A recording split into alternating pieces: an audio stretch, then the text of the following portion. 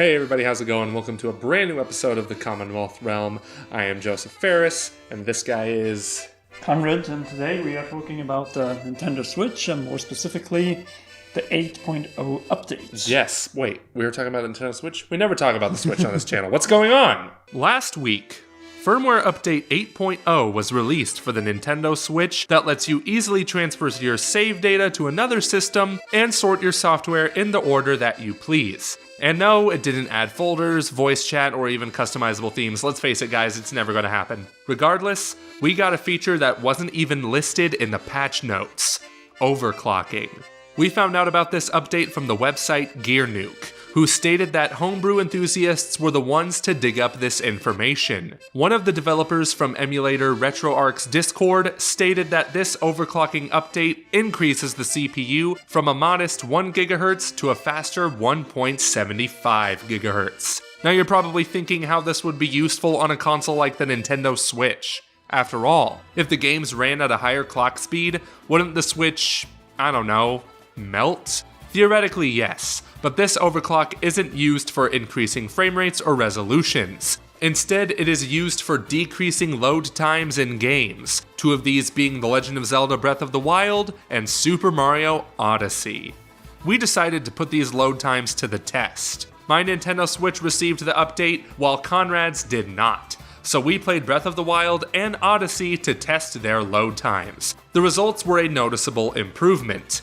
Even without putting these up on a timer, we could tell right away that Breath of the Wild's loading screens were significantly shorter. Even though these games didn't receive any real updates in frame rate or resolution, shorter loading times are always something we can get behind. And you know what? There's a reason why this update affects the load times and nothing more. Like we stated earlier, homebrew enthusiasts were the ones who discovered this information, and they are also the ones that experimented with the Switch's clock speed to see how it affects the games. Modern Vintage Gamer made a great video about this, testing out games like Doom and Wolfenstein to see how it affects frame rate and resolution.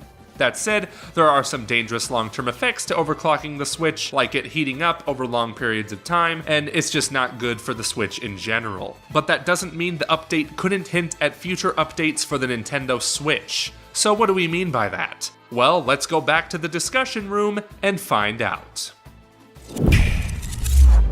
It just speaks of volumes that you can use this feature specifically for that one thing, and that is the loading screens. And that's probably the biggest complaint as well. Yes, the loading screens are shorter on the Nintendo Switch compared to other systems because of the cartridges that read much faster. That and the games are, of course, smaller, stuff like that. Lots of different aspects to lower resolutions, lower requirements and textures, and so on.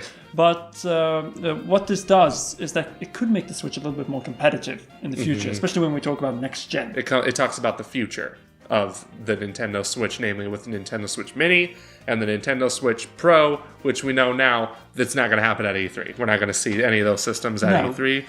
But it looks like they are doing something with hardware, because this is the first big Nintendo Switch system update that actually touches on CPU and performance. Yeah, it's not just stability. Stability. Cosmetics, like adding a few new avatars you can use, but still no backgrounds. Still no backgrounds. Oh, come on. Give us some Breath of the Wild, Odyssey, Smash. Come on, there's so much.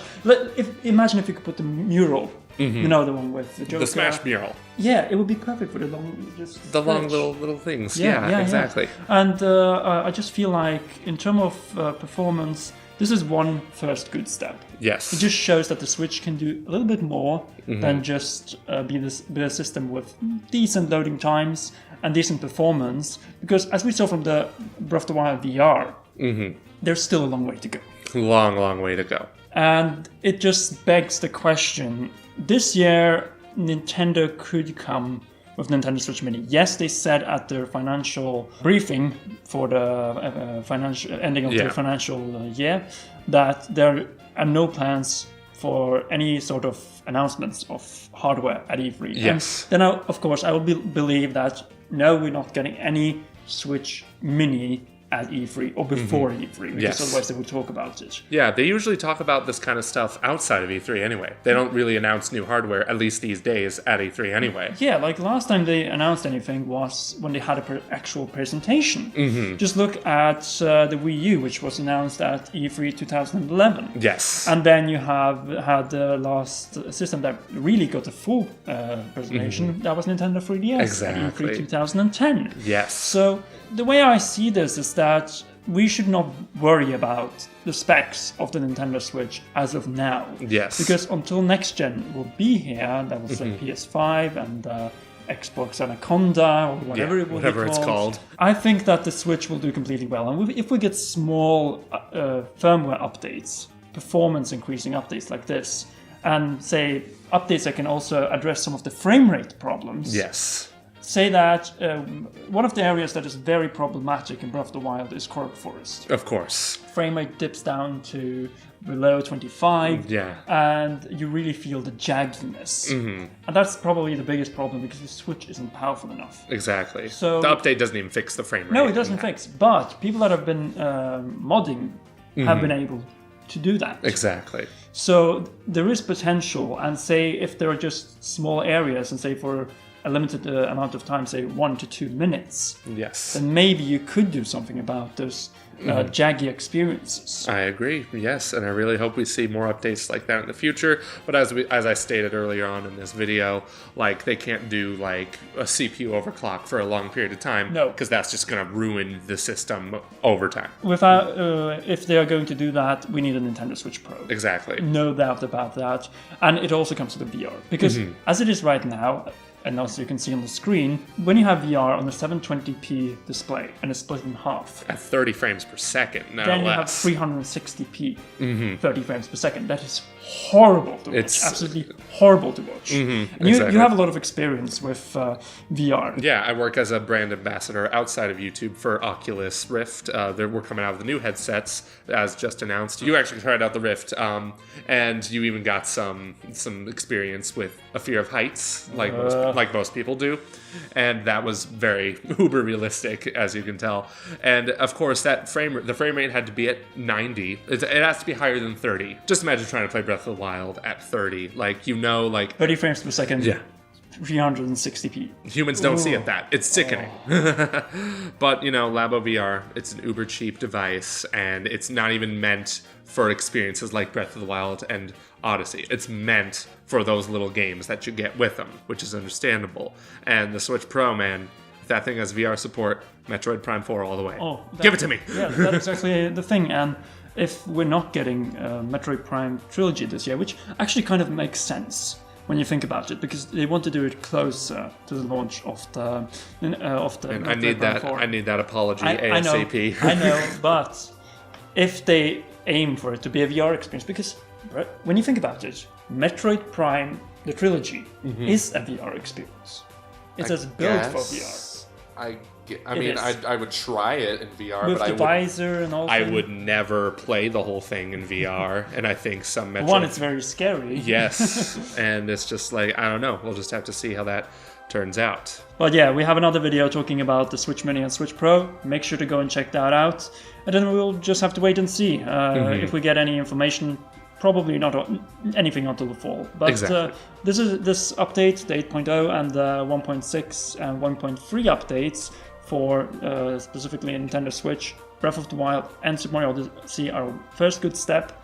And then we'll see if they are able to follow up and if they're able to get anything more of the basic Switch, or we have to wait for the Switch Pro for increases in performance. But that's what's going on with the Nintendo Switch's 8.0 firmware update. What do you guys think of this little update? Has it improved the load times for you? Well, it's gotta, because it's been proven to work. So let us know what you think and what you want to see in future Nintendo Switch updates. And yes, we want folders too. And of course, we are only, very close to 2,000 subscribers away from 200,000 200,000, so yes. 1% left, 1% left. And we want to celebrate it here in, this apartment. If you can Yes. just show it a little bit around me. There we go. We Look have at that. plenty of space to celebrate. Bring in Jason, bring in Alan, bring in Joseph and his girlfriend and all that stuff. Whoever else shows up. Yeah. So, oh no, everything's falling apart here. But yes, so be sure to subscribe if you haven't already. And check out our Patreon. Yes, exactly. Anyway, thank you guys so much for watching. If you like this video, be sure to click that thumbs up button, and if you are new, subscribe and hit that notification bell to know when we upload another video on the Nintendo Switch and other Nintendo game franchises. We'd also like to thank our Patreon supporters, including royal producers Kenyatta Ali and Bradley Carriage. If you'd like to know more about how you can support us in exchange for some awesome perks, then visit patreon.com/commonrealm. That's all for today, girls and guys, so we will see you next time on the Commonwealth Realm.